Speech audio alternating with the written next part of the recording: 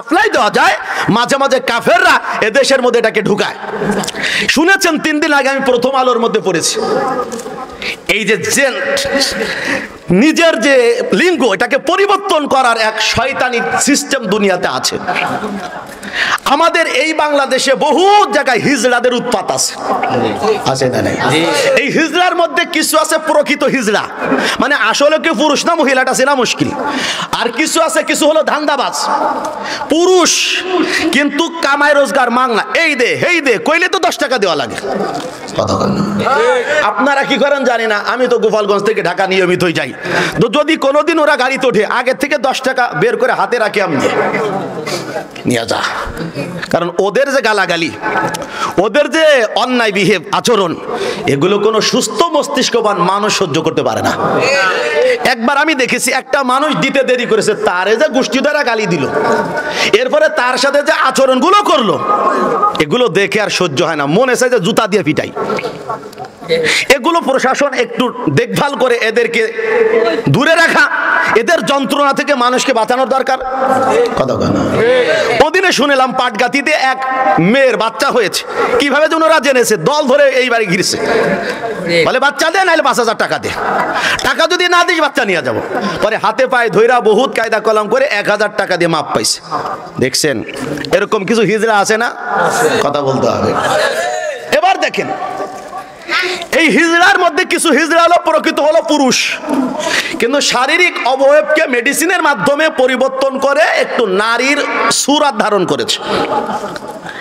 এদেরকে সমাজে যাতে উঠানোর জন্য বিভিন্ন প্রকার বেদিনেরা, বিভিন্ন প্রকার এনজিওরা উঠে পড়ে লেগেছে। অলরেডি একজনের ব্যাপারে ভার্সিটির মহিলাদের হোস্টেলে থাকার জন্য সে অনুমতিও পেয়ে গেছে। আমার দিকে তাকান, প্রকৃত পক্ষে যে হলো ছেলে, ঈমান আমল তো নাই, শয়তানের হেডমাস্টার, শয়তানের খলিফা, ইবলিসের প্রধান খলিফা, এগুলা আর কথা কয় না। এখন সে যদি নারী সেজে নারীদের মধ্যে ঢুকে, ওর দ্বারা পুরা নারী হোস্টেল নর্দমায় নষ্টামিতে ভরে যেতে পারে না, আশঙ্কা আছে না? তাহলে এই ধরনের হিজড়া মার্কা যেই পুরুষগুলা নারীদের হোস্টেলে থাকার জন্য আবেদন করে, ওরে তো সাথে সাথে থাপড়াইয়া দাঁত ভাঙ্গা জেলের মধ্যে ভর্তি করার দরকার। কথা ঠিক না? অথচ এদেরকে সমাজের মধ্যে বৈধতা দেওয়ার জন্য এক প্রকার হলুদ সাংবাদিকদের যারা সম্পাদক তারা এবং পত্রিকার যারা মারদুব্বার মালিক পক্ষ, তারা চেষ্টা করে যাচ্ছে। এই কানুনটা যদি আস্তে আস্তে দেশের মধ্যে ঢোকে, আপনার আমার ছেলে মেয়ের ইজ্জতের নিরাপত্তা আর থাকবে না। খেয়াল করেন, এই নিয়মটা কুত্তার চাইতে খারাপ, এই নিয়মটা শুয়োরের নীতির চাইতে খারাপ।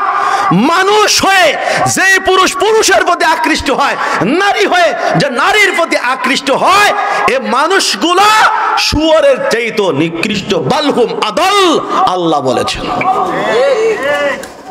এবার একটু খেয়াল করেন, আল্লাহ জানে কার ঘরে পড়বে, পড়ুক, তারপরে ওয়াজ হবে।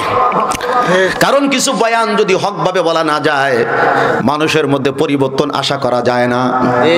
কথা ঠিক কিনা?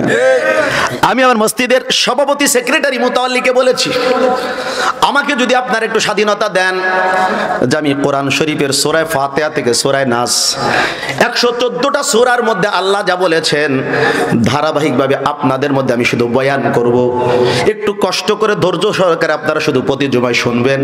আল্লাহ যদি আমাকে তৌফিক দেন, তাহলে আশা করা যায় আপনাদের জীবনে একটা পরিবর্তন আসবে। তবে মাঝে মাঝে কিন্তু খোসা খাওয়া লাগবে, সেটা সহ্য করা লাগবে, উহু আহা করা যাবে না। কথা বলেন। আমাদের বড়রা এটা বুঝাইছেন কেমন জানেন? একজনে আইসে, ওই যারা নাকি বিভিন্ন জিনিসের আলপনা আঁকে শরীরে, ট্যাটু ট্যাটু ট্যাটু আছে না, যুবকেরা ভালো বুঝে, আপনারা ট্যাটু মেটু বুঝবেন না। তো সে আইসে কয় কি, আমার পিঠে একটা হাতি এঁকে দাও। কে কে দাও? হাতি। বোঝা যায় তো, হাতি এঁকে দাও। তো যে চিত্রকর আর্টিস্ট, সে সুই গরম করছে, তো সুই গরম করে পিঠে এরকম ঠাইসা ধরছে, ছিদ্র করা লাগবে না? কথা না, খুসা যখন লাগে তখন ব্যথা লাগে না? কথা কয় না। এখন কয় যে ভাই তুমি কি আঁকো? কবে না থাম, হাতির সুর আঁকি, চুপ করে ভাই থাক, হাতি আঁকতে হইলে আগে সুর লাগবে। কয় ভাই সুর ছাড়া হাতি হয় না। হয়, কত ওটা বাদ দাও। এরপর আবার সুই গরম দিয়ে আবার ঠাইসে ধরছে, করে গেলাম রে, ভাই এটা থামো থামো, কি করো? হাতির ঠ্যাং আঁকি। ভাই ঠ্যাং ছাড়া হাতি হয় না। তো কেছে হয় বিকলাঙ্গ, কথা কয় না, প্রতিবন্ধী হাতি হয়। পরে আবার শুই থাস, কি এখন হাতির কান নাকি? কয় ভাই এইখান ছাড়া হয় না। কয়ে হয়, সর্বশেষ যে অঙ্গটা আঁকতে গেছে সেইটাও তার আপত্তি। তখন চিত্রকর আর্টিস্ট কয়, বিয়াদব, তোর মতো শয়তান দেখিনি যেন দেখিতে। বেটা পিঠে আইসো হাতি আঁকতে, সুর আঁকতে দিবা না, পা আঁকতে দিবা না, কান আঁকতে দিবা না, নাক আঁকতে দিবা না, পেট আঁকতে দিবা না, পেট আঁকতে দেখবা না। এ তোর বাবার ফুসছে, তোর বাবার 14 গোষ্ঠীর মধ্যে শুনছিস যে ঠ্যাং পা হাত আর এই কান ছাড়া সুর ছাড়া হাতি হয়? হাতি হইতে গেলে সব অঙ্গ লাগবে। যতক্ষণ খুশাবো ততক্ষণ সহ্য করবি, সহ্য করার পরে একটু কষ্ট লাগবে, ধোয়ার পরে দেখবি তোর পিঠে মস্ত বড় এক হাতি। কথা কয় না? এটা একটু কঠিন হয়ে গেল হজম করা। মুরাব্বা খাইছেন যেন দেখিতে না, তা খাবেন কে? গ্রামের মানুষ যদি মুরাব্বা না খায় তা খাবে কারা? চাল কুমড়া এইটা আমাদের গ্রামে এখন অ্যাভেলেবল আছে না নাই? এই চাল কুমড়াকে মা বোনেরা পাকার পরে কিছুদিন রাখে, কাটে, কাইটে প্রথম তারে পানির মধ্যে দিয়ে এরকম সিপ দিয়ে রসকে জড়ায়, দেখছেন নাকি? এরপরে মাশাআল্লাহ একদম বাংলা খেজুরের কাটা, আইনে বিসমিল্লাহ আউয়াল ওয়া আখিরা, শুরু শেষ পর্যন্ত খালি কাছে আর কাছে, যত কাছে তত ওইটার থেকে রস ঝরে। আর যেই চাল কুমড়ার গায়ের থেকে যত রস ঝরবে ওইটা তত বেশি টেস্টি এবং মজাদার স্বাদের হবে। কথা কয় না? চাল কুমড়ো যদি কয় শোন মানুষ, যা করবি করবি, যদি আমার গায়ে খালি একটা খেজুরের কাটার খুশা লাগে, তোর কিন্তু খবর আছে বক্স চিনতে তোর নাক পাঠাই ফেলবো। তাহলে আপনি কেন ভাই তুই চাল কুমড়ো থাক, তোর মুরাব্বার দরকার নেই। আমাদের অবস্থা তাই। আলেম ওলামা যদি কোনো বয়ান করে, চিন্তা করে এই ওয়াজ আমার গাড়ি ভরবে না, তখন একটা কিছু হুড় হুড় বাধায় দেয়। সমাজে আছে না? একটু জোরে বলেন আছে না নাই? এবার তো লাগাই, আমার এই সমাজে সরকারি চাকরি যারা করে, সরকার যাদেরকে বেতন দিয়ে পালে, এই বেতনের টাকাগুলো 17 কোটি মানুষের অনুদান। ঠিক তো কইছেন, এবার ব্যাখ্যা না, নালে ঠিক ঠিক থাকবে না। কেমনে ঠিক বললাম? আমি আর আপনি যেই জিনিসটাই বাজার থেকে ক্রয় করি, প্রত্যেকটা সম্পদ, প্রত্যেকটা সামানা, প্রত্যেকটা মালের পিছনে সরকার একটা ট্যাক্স লাগাইছে না লাগায় নাই? কথা দি কয় না?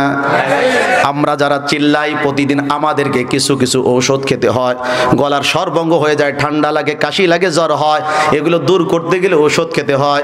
এই ঔষধ যদি আমি 100 টাকার কিনি, এর মধ্যে সরকার 27 টাকা ভাগ বসায়। একটু হ্যালো দিব। ও কুট্টির মা কেমন আছো? ও কুট্টির বাবা আপনি কেমন আছেন? এই যে আমরা ফোনে ফোনে যোগাযোগ করি, 100 টাকার কথা যদি বলি, এর থেকে সরকার কিছু কেটে নেয় নাকি নেয় না? যা জানেন তাই কন, নেয়। আচ্ছা তাহলে তো বুঝছেন, এই যে 1 টাকা 2 টাকা 4 টাকা 5 টাকা 10 টাকা জমা করে করে হয় কোটি কোটি টাকা। এই কোটি টাকা সরকার বাজেট দিয়ে সরকারের বিভিন্ন কাজে ব্যয় করে, তার মধ্যে একটা ভাই সরকারি চাকরি যারা করে তাদের বেতনে খরচ হয়। সোজা বাংলা। এখন আপনি চলে যান হাসপাতালে, সরকারি হাসপাতালের মধ্যে যাবেন, এখানে যেই ডাক্তারগুলো আছে তাদের 2 শ্রেণী আছে। এক শ্রেণীর ডাক্তার ক্লিনিকে যেভাবে রুগী দেখে, সরকারি হাসপাতালে ঠিক ওইভাবে রুগী দেখে, সময় নিয়ে রুগীকে দেখে, জিজ্ঞাসাবাদ করে, অনেক লম্বা টাইম শুনে শুনে তাকে প্রেসক্রিপশন দেয়। এরকম কিছু দিনদার ডাক্তার আমাদের হাসপাতালে আছে না নাই? আছে, যদিও সংখ্যায় কম কিন্তু আছে। একটু বলেন আছে? জোর করে বাইর করলাম। দেখছেন মানুষের আস্থা কোন পর্যায়ে গেছে। ওয়াজে আমরা একটু তাদের পক্ষে সমর্থন নেব, তাও সাফাই নেওয়া লাগে, তাহলে দিলের অবস্থা কত খারাপ হয়ে গেছে, বিশ্বাস উঠে গেছে। কথা ঠিক না? তারপরে কিছুক্ষণ কন যে কিছু ভালো ডাক্তার আছে, কন না, কারণ আমার গোষ্ঠীর মধ্যে 2-4 জন আছে, এরাও লাইভে ওয়াজ শোনে, পরে বিপদে পড়ে যাবো, কন যে আছে। 2-4 জন ভালো ডাক্তার আছে, আজান যখন হয়ে যায় তারা ডাক্তারের চিকিৎসা বন্ধ করে নামাজে হাজির হয়ে যায়। কথা কন আছে না নাই? ডাক্তার কিন্তু দেখলে মনে হয় ডাক্তার, মনে হয় কোনো আলেম, দাড়িওয়ালা, টুপিওয়ালা, পাঞ্জাবিওয়ালা, পাগড়িওয়ালা, আছে না নাই? হাতের মধ্যে তাসবিহ আছে না নাই? জোরে বলেন। রুগী যখন দেখে, রুগীকে জিজ্ঞাসা করে নামাজ পড়েন কিনা, ও রুগী তাহাজ্জুদ পড়েন কিনা, দান ও সদকা করেন কিনা, রোজা রাখেন কিনা। সাধারণ বেঈমান ডাক্তাররা এগুলো জিজ্ঞাসা করবে না, কিন্তু ইমানদার ডাক্তার এগুলো জিজ্ঞাসা করে। কথা ঠিক না? ঠিক না? বলে ভাই যত দামি দামি ওষুধ তুমি খাও না কেন, হেমোপ্যাথি, ওলোপ্যাথি যতই খাও না কেন, কাজ হবে না। রুগীকে সেবা দেওয়ার মালিক আল্লাহ। কে? বলেন কে? ওয়া ইদা মারিদু ফাহুয়া ইয়াশফিন। ইব্রাহিম আলাইহিস সালাম বলেন, আমি যখন অসুস্থ হই আমাকে সুস্থ করে তোনের আল্লাহ। ভাই, সুস্থ করবে আল্লাহ। আমি তোমাকে যতই উন্নত চিকিৎসা দেই না কেন সুস্থ হবে না। আল্লাহর পরে ভরসা রাখো, আল্লাহকে ডাকো, আল্লাহকে ডাকো, আল্লাহ তোমাকে সুস্থ করে দিবে। এরকম দিনদার কিছু ডাক্তার আছে নাকি নাই? আছে। কিছু নার্স দেখবেন তারা নার্সিং পেশার মধ্যে থাইকেও পর্দা করে, হেজাব পরে, বুরকা পরে, হাত মোজা পা মোজা আছে, পর পুরুষের সাথে বিনা প্রয়োজনে কথা বলে না, পর্দা রক্ষা করে তারা নার্সিং পেশায় যুক্ত আছে না নাই? আল্লাহু আকবার কবীরা। আবার একই হাসপাতালে এমনও ডাক্তার পাবেন যাদের চরিত্র কসায়ের চাইতেও খারাপ। কথা কয় না? এইবার ঠিক জোরে হয়েছে তো? আছে না নাই? ঠিক মতো সরকারি হাসপাতালের সময় তারা রোগী দেখে না, বলে অমুক চেম্বারে অমুক টাইম থেকে অমুক টাইমে আমার স্যার রোগী দেখে, সেখানে সিরিয়াল দিও। ভাবখানে এমন যে ওখানে গেলে মাংনা দেখবে আরো 500 টাকা করে হাদিয়া দিবে। প্রথম সাক্ষাতে 500 টাকা অথবা 700 টাকা। আছে না নাই? আল্লাহু আকবার কবীরা। কিছু ডাক্তার আছে রোগীর জন্য যেই ঔষধ দরকার সেইটাই দেয়, ওইটাই সাজেস্ট করে, 2টা লাগলে 2টা দেয়। আর কিছু ডাক্তার আছে 2টার জায়গা 7টা দেয়। 2টা হলো রোগের শিফা, 5টা হলো তার ব্যবসা। আছে না নাই? একই জায়গায় 2 জন অফিসার, একজন ফাইলে সই করতে টাকা নেয় না, আবার আরেকজন আছে টাকা ছাড়া ফাইল নড়ায়ও না, সুইও দেখে না। কথা কান আছে না নাই? একই প্রশাসনিক কর্মকর্তা মিথ্যা মামলা নেয় না, আরেকজন মিথ্যা মামলা কেন মামলা হইলেই নেয়। কথা কান। এই যে 2 প্রকার মানুষ সমাজে সব ডিপার্টমেন্টে পাওয়া যায়, এর কারণটা কি? এর কারণ একটাই, একজনের মধ্যে আল্লাহর ভয় আছে আর একজনের মধ্যে আল্লাহর ভয় নাই। আল্লাহর ভয় যার মধ্যে আছে দোস্ত, তার জিন্দেগির মধ্যে কোরআনের শিক্ষা আছে। আর যার হৃদয়ে আল্লাহর ভয় নাই, দায়িত্ব কর্তব্যবোধ নাই, মানবতাবোধ নাই, মনুষ্যত্বহীন যে, মানবতাহীন যে, এই লোকটার মধ্যে আল্লাহর ভয় নাই, এই লোকটার মরার ভয় নাই, এই লোকটাই কবরে যাওয়ার ভয় নাই, আল্লাহর সামনে দাঁড়ানোর ভয় নাই, 5 সওয়ালের জবাবের ভয় নাই, বাম হাতে আমলনামা মিলার ভয় নাই, ফুলসিরাত থেকে কেটে পড়ার ভয় নাই, জাহান্নামের আগুনে, দোজখের আগুনে জ্বলার ভয় নাই, সাপের কামড়ের ভয় নাই, বিচ্ছুর ঠোকরের ভয় নাই। এর জন্য অন্যায় অকাম কুকাম করে রাষ্ট্রের সম্পদ মেরে দিয়ে বিশাল বিশাল টাকার পাহাড় গড়ে, বাংলাদেশ পেরিয়ে বাইরের রাষ্ট্রে বেগম পাড়ায় বাড়ি কেনে। কথা ঠিক কিনা? এইটার মূল কারণ এইটাই, একজনের জীবনে কোরআনের শিক্ষা আছে আর একজনের জীবনে কোরআনের শিক্ষা নাই। তাহলে আপনি আমাদের এই বিশ্ব দেখেই বুঝলেন কোরআনবিহীন ব্যক্তি অমানুষ। কথা কোরআনের শিক্ষাবিহীন মানুষ অমানুষ, আর কোরআনের সাথে সম্পৃক্ত মানুষ সোনার মানুষ। সহজ বাংলায় যদি বলি, মানুষ 2 প্রকার, সহজ, সফল, বিফল। সফল হতে হলে কোরআন শিখতে হবে, কোরআন মানতে হবে, কোরআনের ধাঁচে নিজেকে গড়ে তুলতে হবে। বিফল হবে কারা? কোরআনের থেকে দূরে যারা, আলেম থেকে দূরে যারা, মসজিদ থেকে দূরে যারা, মাদ্রাসা থেকে দূরে যারা, হক ও হক্কানিয়াত থেকে দূরে যারা, রুহানিয়াত থেকে দূরে যারা, আধ্যাত্মিকতা থেকে দূরে যারা, তারাই ক্ষতিগ্রস্ত হয়, তারাই বিফল হয়, তারাই অমানুষ হয়। কথা ঠিক কিনা? এই বিষয়টা বোঝানোর জন্য আমি এখন আপনাদেরকে নিয়ে যাব আজ থেকে 1450 বছর আগের ইতিহাসে। একটু পিছনে ফিরেন, দেখে যান। পিছনের ইতিহাস আমাদের জন্য বড় সবক। ইতিহাস আমাদের শিক্ষক। কথা ঠিক? ইতিহাস থেকে মানুষের কি নিতে হবে? শিক্ষা নিতে হবে। ইতিহাসের শিক্ষা যারা নেয় তারাই সফল হয়, যারা নেয় না তারা আবারও বিফল হয়। একটু খেয়াল করেন, নবীজি আলাইহিস সালাম দুনিয়াতে যখন আসেননি তখনও আরবে মানুষ ছিল নাকি ছিল না? রাত যত উত্তর দিতে হবে, নাহলে ওয়াজ আগাবে না। নবীর আগমনের আগে আরবে লোক ছিল না ছিল না? মক্কাতে মানুষ ছিল না ছিল না? তখনও কিছু কিছু শিক্ষিত মানুষ ছিল না ছিল না? স্বীকার করেছেন? স্বীকার করেছেন তো ধরা খাইছেন। এবার আসেন, আমিও আপনাদের সাথে একমত, নবীর আগমনের আগেও জাহিলি যুগে, অভদ্রতার যুগে, অন্ধকারাচ্ছন্নতার যুগেও শিক্ষা দীক্ষা ছিল।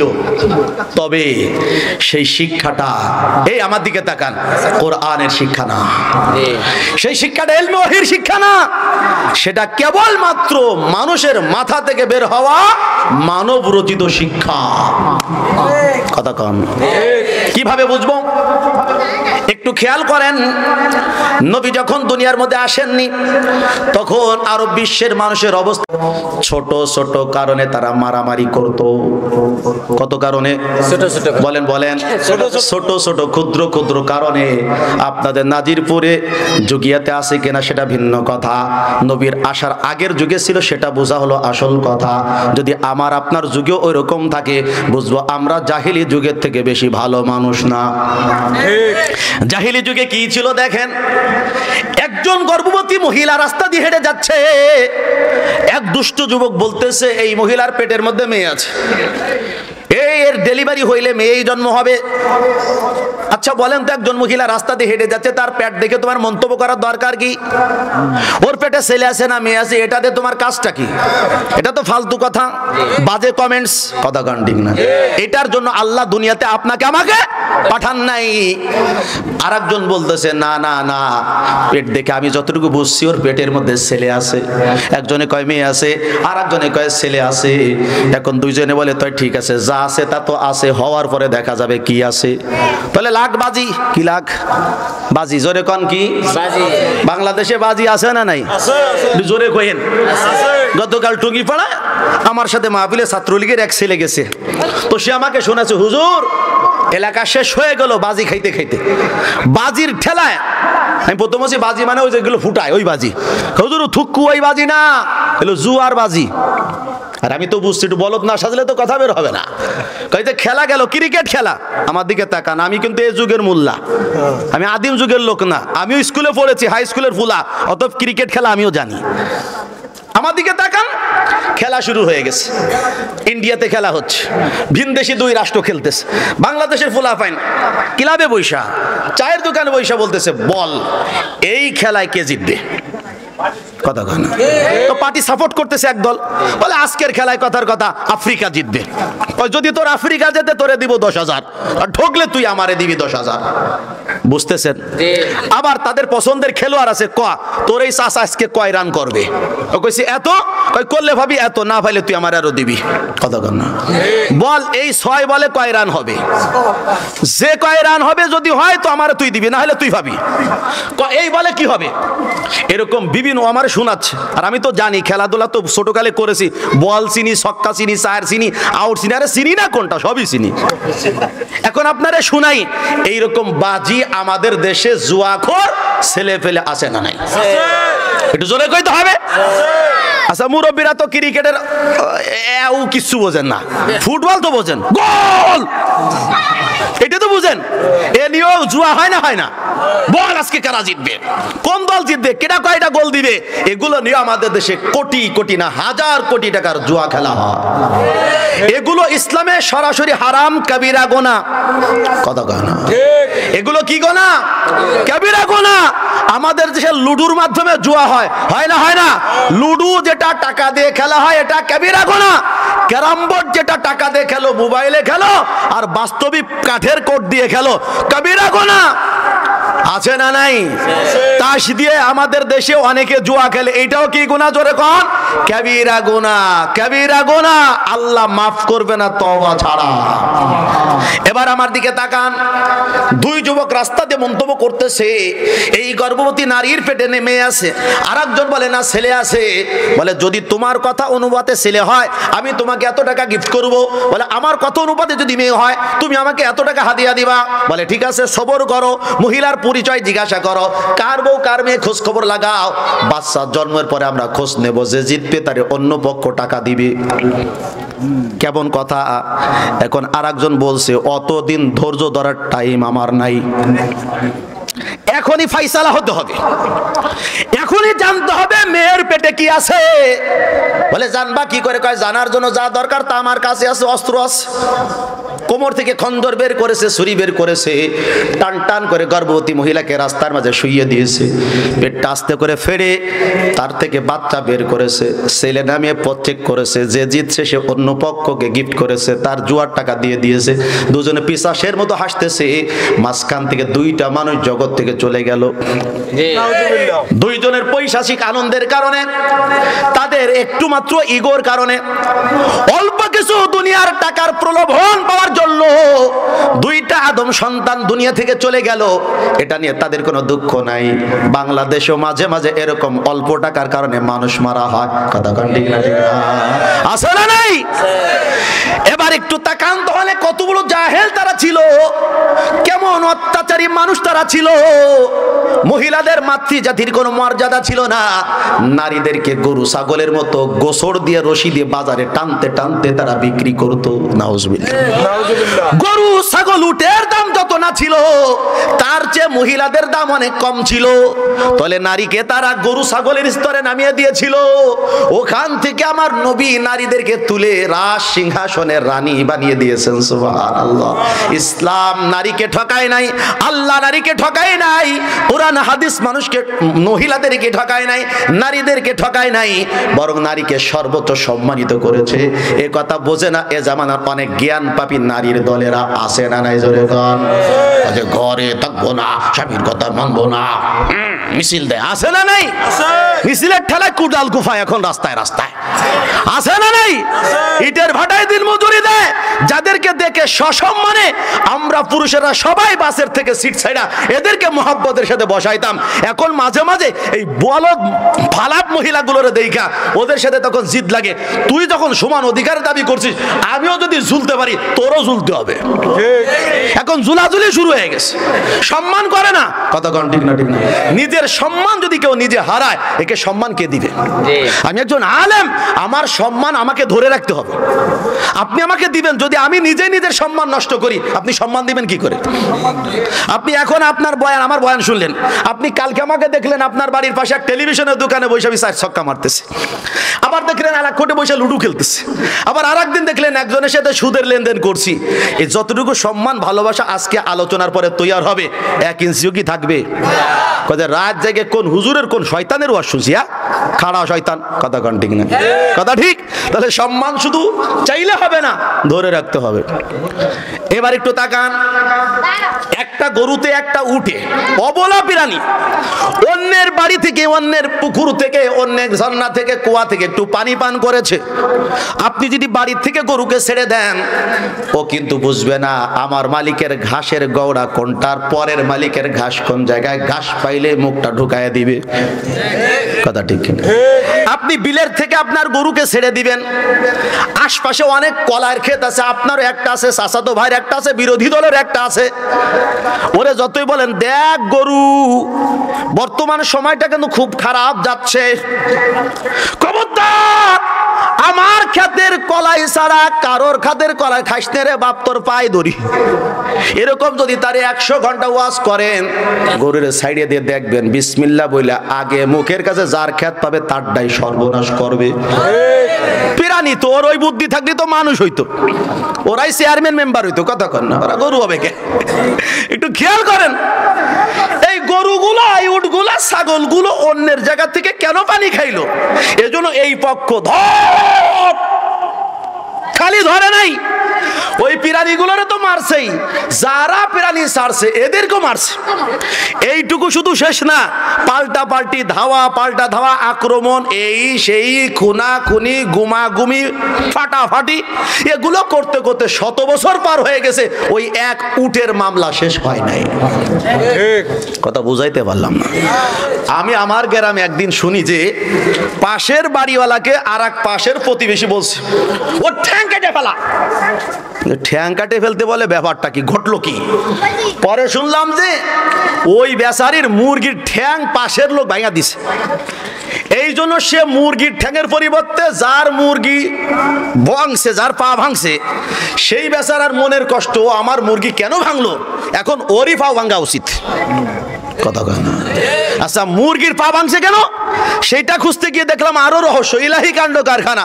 পাশের বাড়িওয়ালা একটা মুরগির মানে একটা কি বলে মরিচ গাছ লাগাইছে, এই গাছে কিছু মরিচ পেকেছে, লাল টুকটুকু হয়ে গেছে, ওটাতে খোলা দিবে, চারা দিবে আর কি, ওইটা খাইয়ে ফেলছে।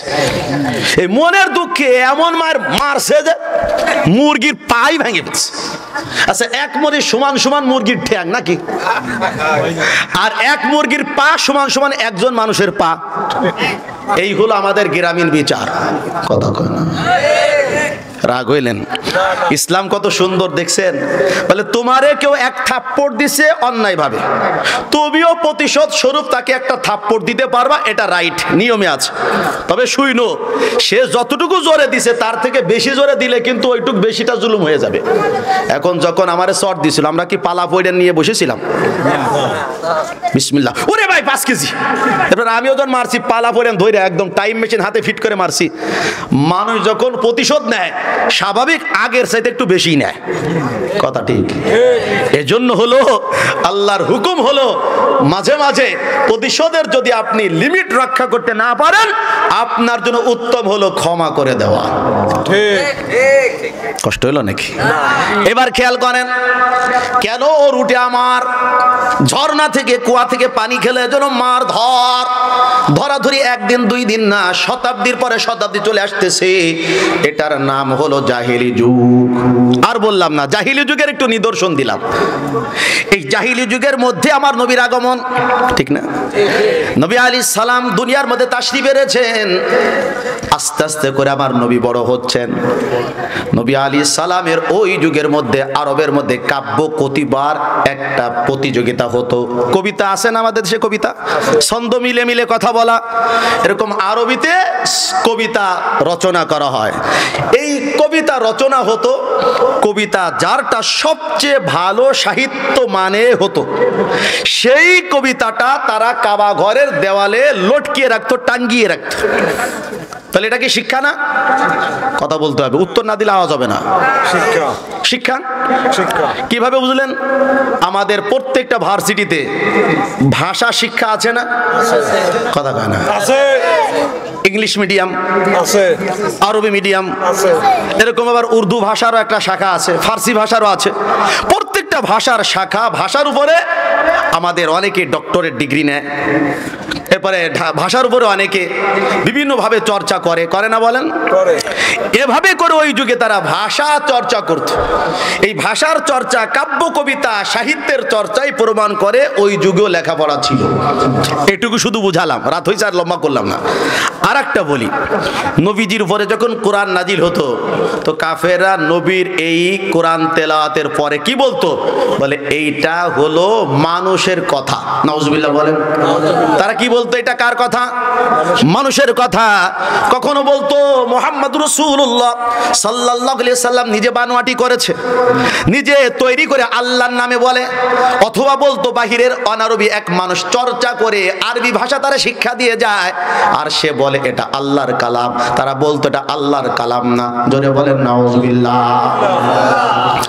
আল্লাহ পাক রব্বুল আলামিন যখন তারা কোরআনকে আল্লাহর কালাম মানতে রাজি না, তখন কোরআনের এক আয়াতের মধ্যে আল্লাহ বললেন, বান্দা ও বেদিন বেঈমানেরা, তোমরা যদি এটাই বিশ্বাস করো যে এই কোরআন আমি আল্লাহর কালাম না, এটা যদি তোমরা বিশ্বাস করো এটা মুহাম্মাদের কালাম, তাহলে আমি তোমাদেরকে একটু বলতে চাই, আমার মুহাম্মদ সাল্লাল্লাহু আলাইহি সাল্লাম কোন মানুষের থেকে শিক্ষা অর্জন করে নাই। দুনিয়ার মধ্যে আমার নবীর কোন শিক্ষক নাই। আমার নবীর শিক্ষক হলেন আল্লাহ। এলে বলেন কি?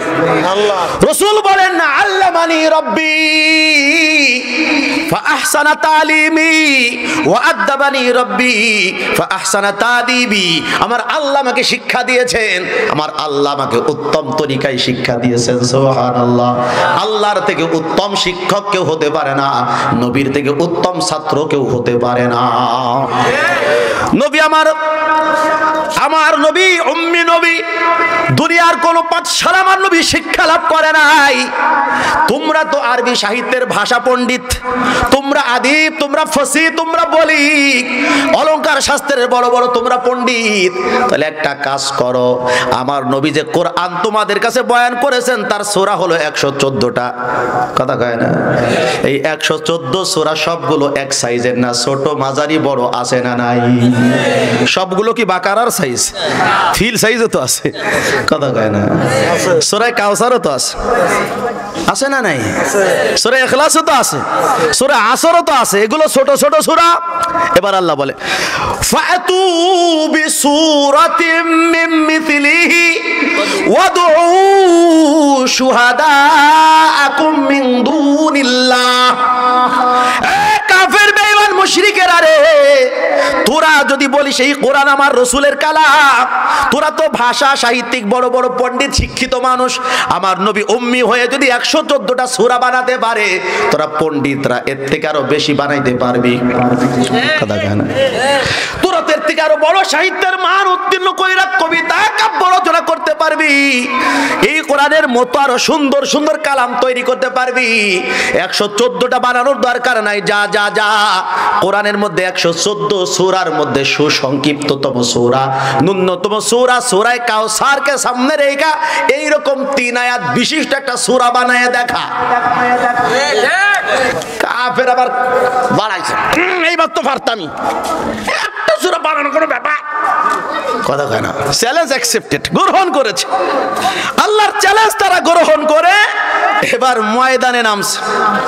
যত রকম সাহিত্যিক আছে, আল্লাহ বলে খালি তোরা মক্কার কয়টা না, পুরা পৃথিবীতে ওয়াদউ শুহাদাআকুম, তোমাদের যত সাক্ষী সাঙ্গ পাঙ্গ সঙ্গী সহকারী সাহচর্য দেওয়ার মতো লাগে সবগুলারে তোদের পক্ষে নে, খালি আমারে বাদ দিয়া। কারণ আমি তো তোদের না, আমি তো আমার নবীর। সুবহানাল্লাহ। আমারে বাদ দিয়ে সব তোদের পক্ষে নিয়ে এরপরে কোরআনের চ্যালেঞ্জ গ্রহণ করে একটা সূরা বানা। পণ্ডিতের দলেরা লম্বা সূরায় মেহনত করছে, মেহনত করে তারা একটা ছোট্ট বানাইতে চেষ্টা করছে। সূরায় ফিল আছে না? কথা কয় না? সূরায় ফিলের মধ্যে ফিল শব্দ আছে। এখন এই ফিল শব্দ নিয়ে তারা কয় আমরা একটা হাতি, এই ফিল দিয়ে একটা ছোট্ট সূরা বানাবো। এখন বানাবাটাও কার নমুনায়? কয় সূরা কারিয়ার নমুনায়। কিসের নমুনায়? কারিয়া। ধরে কয় না? ওখানে কি আছে? আল কারিয়াতু মাল কারিয়া ওয়া মা আদরাকা মাল কারিয়া। এইটাকে সামনে রেখে তারা পড়তেছে আল ফিল মাল ফিল ওয়া মা আদরাকা মাল ফিল লাহু জিসমুন দাখিমুন তাবিলুন ওয়া খুরতুমু আযীমুন। জানো জানো হাতি কাকে বলে? এ তোমরা কি জানো হাতি কি জিনিস? হাতি হলো বিশাল এক প্রাণী, লম্বা, যার সুর অনেক বড়, লেজও লম্বা, এর কয় হাতি। এগুলো বানাইছে নিজেরাই, ফোরে কয় গোড়ার ডিম বানাইছে। ওলা বানে সকালবেলা যখন পিচ্চি থাকে এরা কিন্তু খেলাধুলা করে, তার মধ্যে এক হলো তারা কেউ আবার রান্না বান্নাও করে। দেখেন না মনে হয় আপনারা করেন নাই, ভুলে গেছেন অতীতের কথা। কলা গাছের ছোট ছোট টুকরা গোস্ত হয়েছে, ওই বিভিন্ন গাছের ফুল রে গোস্ত মাছ বানাইছে। আরে মাটি, ইঁদুরের মাটি হলো কি বিরানি বা ভাত, এগুলো বানায় কত চমৎকার করে রাঁধছে, দাওয়াতও দিছে, খাইছি। কথা কন না? এই খাওয়া দাওয়া শেষ, সন্ধ্যা যখন নামছে ভেঙে দিছি। কথা কন ঠিক না? ও যে বাচ্চা বানাইছে সেও জানে গোড়ার ডিম রাঁধছে। মনটা বুঝ দেওয়ার দরকার যে ইঁদুরের মাটি হলো ফুলা ভাত। ওরা বহুত বানায় কাজে গোড়ার ডিম বানাইছে, এত ফুলা ভাইনো পারে। কিসের গবেষক, কিসের সাহিত্যিক, কিসের কবি? এই কোরআনের ব্যাপারে তখন তারা মন্তব্য করে আল্লাহর কসম লাইসা হাদা মিন কালামিল বাশার, এই কোরআন কোন মানব রচিত কালাম না, এটা আল্লাহর কালাম। আল্লাহু আকবার বলেন। আল্লাহু আকবার। এখানে আপনি কি বুঝলেন? আল্লাহ যাদেরকে চ্যালেঞ্জ করেছে তাদের মধ্যে যদি কিছুটাও আরবি ভাষার যোগ্যতা না থাকতো আল্লাহ তাদেরকে চ্যালেঞ্জ করতেন না, কারণ মূর্খদের সাথে কোনো চ্যালেঞ্জ চলে না। কথা ঠিক না? মানে মনে করেন একটা মাসআলা, যেই মাসআলা নিয়ে এলাকায় বিতর্ক চলছে, এই বিতর্কের সমাধান দিতে পারবে কারা? যারা এই সম্পর্কে জানে। কথা বলেন। এখন মনে করেন আমি একজন জাহিল, আমি কিচ্ছু জানি না, আরবিও জানি না, বাংলাও জানি না, একদম জিরো পাস। এখন এলাকার সবচেয়ে বড় আলেমের সাথে আমি মুখে মুখে তর্ক করি, তো মানুষ কি বলবে বলেন তো? ওই স্যারকে বলবে, শিক্ষিত ওদেরকে, হুজুর এই মুরুক্কের সাথে আপনার তর্ক চলে না। আপনি যেমন আপনার তর্ক হবে অন্তত ওই রকম শিক্ষিত মানুষের সাথে। তা আল্লাহ একদম যদি ওই প্রতিপক্ষরা কাফের বেঈমানেরা কিছুটা আরবি ভাষা, সাহিত্য, ফাসাদ, বালাগাত না জানবে, তাদের সাথে চ্যালেঞ্জ করা আল্লাহর শানে মানায় না। আল্লাহ যেহেতু তাদেরকে চ্যালেঞ্জ করেছে, বোঝা গেল তাদের যুগেও জেনারেল শিক্ষা ছিল, মানব রচিত শিক্ষা ছিল, তবে ইলমুল কোরআন, ইলমুল ওহির শিক্ষা ছিল না। এজন্য সব অমানুষ ছিল। কথা ঠিক? এবার আসেন, আমার নবী যখন নবুয়ত প্রাপ্ত হলেন, আল্লাহ পাক রব্বুল আলামিন নবীজি আলাইহিস সালামকে কোরআন দিলেন, আয়াত নাজিল হয়, রুকু নাজিল হয়, মানজিল নাজিল হয়, ছোট মাঝারি বড় বড় সূরা নাজিল হয়। নবী এগুলো মানুষকে শোনায়, আল্লাহ যেই শুনে আকল হয়ে যায়, পাগল হয়ে যায়, মনে হয় অনেক দিন এটার অপেক্ষা আমরা ছিলাম, যা খুঁজছি এটার মধ্যে তা আছে, এটা পায় আর মানুষের দিল পরিবর্তন হয়ে যায়। নাস্তিক মুরতাদেরা ইমানদার হয়ে যায়, মুশরিকরা তাওহীদবাদী হয়ে যায়, পরকালের চিন্তা তাদের মাথার মধ্যে চলে আসে। এমনকি যেই মানুষগুলো আল্লাহর বিরুদ্ধে কথা বলতো, এখন তারা আল্লাহর পক্ষে কথা বলে। যারা মূর্তির পক্ষে কথা বলতো, এখন তারা মূর্তির বিপক্ষে কথা বলে। আগে রসুলকে মারার জন্য যারা দৌড়াইতো, এখন কাফেরদের মারার জন্য তারা দৌড়ায়। কথা কন ঠিক না? ঠিক না? আগে নারীর চরিত্র হনন যারা করতো, এখন তারা নারীর ইজ্জতের হেফাজত করে। আগে যৌবনকে নষ্ট করতো, এখন যৌবনকে হেফাজত করে। আগে ওবল দবল লাত মানা দুজার জিকির করতো, এখন আল্লাহ আল্লাহ আল্লাহ আল্লাহ জিকির করে। আল্লাহু আকবার কবীরা। এজন্য কোন এক কবি বড় মোহাব্বতের সাথে জজ্বার সাথে বলেন, খুদ না থে জু রাহ পর औरू के हादी बन गए, क्या नजर थी जिसने मर्दू को मसीहा कर दिया। যেই মানুষগুলো সত্য পথে ছিল না, সঠিক রাস্তার পথে ছিল না, হেদায়েতের পথে যারা ছিল না, আল্লাহ তাদেরকে এমন ভাবে হেদায়েত করেছেন যে লাখো লাখো মানুষের এখন তারা রাহবার হয়ে গেছে, পথ প্রদর্শক তারা হয়ে গেছে। লাখো লাখো মানুষকে আল্লাহর পথে তারা নিয়ে আসতেছে। কি এমন জিনিসের ছোঁয়া তারা পেল, কি জীবন কাঠির ছোঁয়া তারা পেল, কি এমন জিনিসের ছোঁয়া তারা পেল যে তাদের জীবনকে পরিবর্তন করে দিল। বলো ওই জিনিস আর কিছু না, ওই জিনিসের নামই হলো আল কোরআন। এটা বোঝানোর জন্য সময়ের দরকার, কিন্তু সময় আমিও দেব না, আপনারাও দেবেন না, কারণ রাত অনেক। একটু জিকির করি, লা ইলাহা ইল্লাল্লাহ, জোরে লা ইলাহা ইল্লাল্লাহ, লা ইলাহা ইল্লাল্লাহ, জোরে লা ইলাহা ইল্লাল্লাহ, লা ইলাহা ইল্লাল্লাহ, মুহাম্মাদুর রাসূলুল্লাহ সাল্লাল্লাহু আলাইহি ওয়াসাল্লাম। 15 মিনিট আলোচনা হবে। কয় মিনিট? ঘড়ি ধরেন, কয় মিনিট? 15 মিনিট। বলেন বলেন কয় মিনিট? এই 15 মিনিট ধৈর্য সহকারে থাকতে পারবেন কে কে? একটু হাত তুলে আমারে দেখান। ইনশাআল্লাহ, মাশাআল্লাহ। থাকতে পারবেন এমন কোন হাত তুলে নাই। আর হইল না জয়যুক্ত হইছে নাকি? না হা জয়যুক্ত হইছে। অতএব কারণে 15 মিনিট বসতেই হবে ইনশাআল্লাহ। শেষ হয়ে যাবে ওয়াদা। নবী আলাইহিস সালাম এই কোরআন দিয়ে মানুষগুলোকে সোনার মানুষ বানিয়েছেন। কথা ঠিক? জেনারেল শিক্ষায়, জাগতিক শিক্ষায়, মানব রচিত শিক্ষায় মানুষকে মানুষ বানাতে পারে নাই, অমানুষ ছিল। সেই অমানুষগুলোরে নবী কোরআন দিয়ে ধুয়ে মুছে সোনার মানুষ বানিয়েছেন। এই সোনার মানুষকে সাহাবী বলে। এই সোনার মানুষের একজন সোনার মানুষ সাইয়্যিদুনা ওমর ফারুক রাদিয়াল্লাহু তাআলা। নবী আমার যখন কোরআনের দাওয়াত দিচ্ছেন, সংখ্যা দিন দিন বাড়তেছে না কমতেছে? মুসলমানদের বাড়তেছে। মনে রাখবেন, সৎ পথের পথিক যত বাড়বে, অন্যায় পথে মানুষকে যারা ডাকে তাদের কপালও পুড়বে। তারা মুসলমানের সাথে আগের থেকে আরো বেশি ঝগড়া বাঁধাবে এবং মুসলমানের সাথে দুশ্মনীর পরিমাণও বাড়াবে, কারণ তাদের দল থেকে না। কথা কন ঠিক না? নবীর সংখ্যা, সাহাবীর সংখ্যা নবীর সাথে যখন বাড়তেছে, মুসলমানের সংখ্যা যখন বাড়তেছে, আবু জাহালের মাথার পরে ঠাড়া পড়ছে, বজ্রপাত হয়েছে। এখন আবু জাহালের মাথা ঠিক নাই, গেল সব গেল, মোল্লারা সব নিয়ে গেল। গতকালও পাড়ার মধ্যে নিবন্ধন করলাম, সব আমগো। আজকে নিবন্ধন করে দেখি 10 জন নাই। কেরে গেল কই? সব মুহাম্মদুর রাসূলুল্লাহ সাল্লাল্লাহু আলাইহি ওয়াসাল্লামের অনুসারী হয়ে গেছে। সুবহানাল্লাহ। কি এইভাবে যদি চলতে থাকে, একদিন না কেন আমি তার দলে চলে যাই। কথা কয় না, আমি তো ওই দলে যাব না। আমার এলাকায় এক লোক তাবলিগে আসলে তারা তাশকিল করলে মসজিদে যায় না।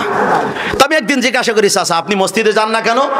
কয় আমার ভয় লাগে, যদি আমি মসজিদে যাই আর হুজুরকে বয়ান যদি আমার কলবে ধরে তাহলে তো নামাজ পড়া লাগবে।